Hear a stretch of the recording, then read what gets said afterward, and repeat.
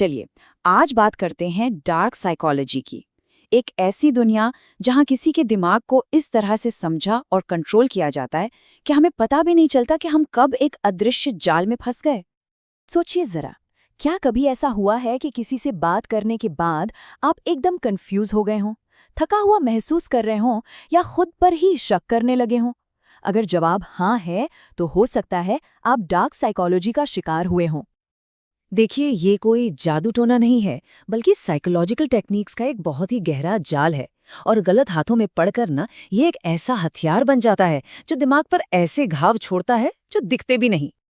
तो चलिए, इस रहस्यमयी दुनिया की परतों को एक एक करके खोलते हैं। आज हम इन 4 मेन पॉइंट्स पर फोकस करेंगे, ताकि हम इस अदृश्य लड़ाई को समझ सकें और हाँ, सबसे जरूरी, खुद को इससे बचा सकें। अक्सर लोग ये सोचते हैं कि मैनिपुलेशन मतलब ये दिमागी हेरफेर बस फिल्मों की बातें हैं, लेकिन सच तो ये है कि ये हमारी रोजमर्रा की जिंदगी का एक हिस्सा है। और जानते हैं सबसे खतरनाक बात क्या है? ये वहां भी मौजूद है जहां हम इसकी उम्मीद भी नहीं कर सकते। हमारे दोस्तों के बीच, परिवार में, हमारे साथ काम करने वालों के बीच। ये सब वो लोग करते हैं जिन पर शायद हम भरोसा करते हैं। ये लाइन इस पूरे कॉन्सेप्ट का सार है। समझिए, जो लोग इन तकनीकों में माहिर हो जाते हैं, वे सचमुच दूसरों के दिमाग को अपनी मर्जी से मोड़ने की ताकत रखते हैं।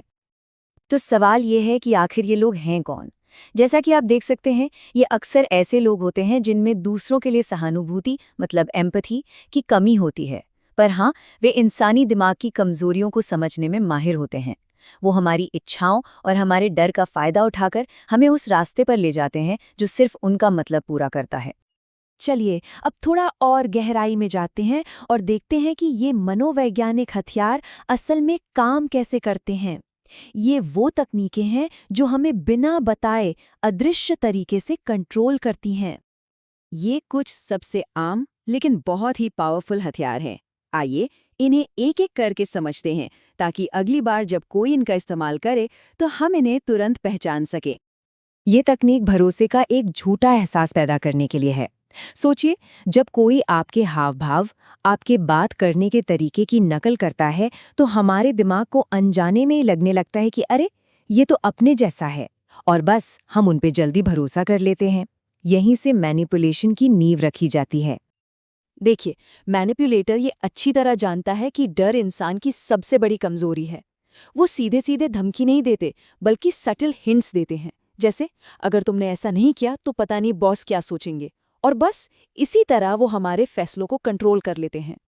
ये एक बहुत ही खतरनाक तकनीक है। इसमें मैनिपुलेटर धीरे धीरे, बहुत धीरे धीरे हमें हमारी ही याददाश्त, हमारी समझ, यहाँ तक कि हमारी मानसिक हालत पर शक करने पर मजबूर कर देता है। और फिर धीरे धीरे हमारा आत्मविश्वास खत्म हो जाता है और हम पूरी तरह उन पर निर्भर हो जाते हैं। ये एक इमोशनल जाल है। मैनिपुलेटर हमारी दया और जिम्मेदारी की भावना को ही हमारे खिलाफ इस्तेमाल करता है। इससे हम उनकी मांगों को मानने के लिए खुद को दोषी महसूस करने लगते हैं, भले ही हम वो काम करना ही न चाहते हों। ये शायद सबसे खतरनाक तरीकों में से एक है। इसमें मैनिपुलेटर धीरे धीरे अपने शिकार को उसके दोस्तों और परिवार से दूर कर देता है। वो ये कहकर ऐसा करता है कि सिर्फ मैं ही तुम्हें समझता हूँ, और जब कोई अकेला पड़ जाता है तो उस पर कंट्रोल करना बहुत आसान हो जाता है। अब एक बहुत ज़रूरी सवाल उठता है, क्या किसी को मनाना और किसी को मैनिपुलेट करना एक ही बात है? नहीं, बिल्कुल नहीं। और इस फर्क को समझना हमें धोखे से बचा सकता है।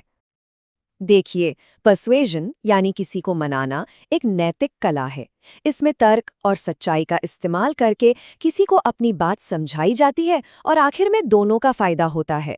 लेकिन मैनिपुलेशन पूरी तरह से स्वार्थ पर आधारित है।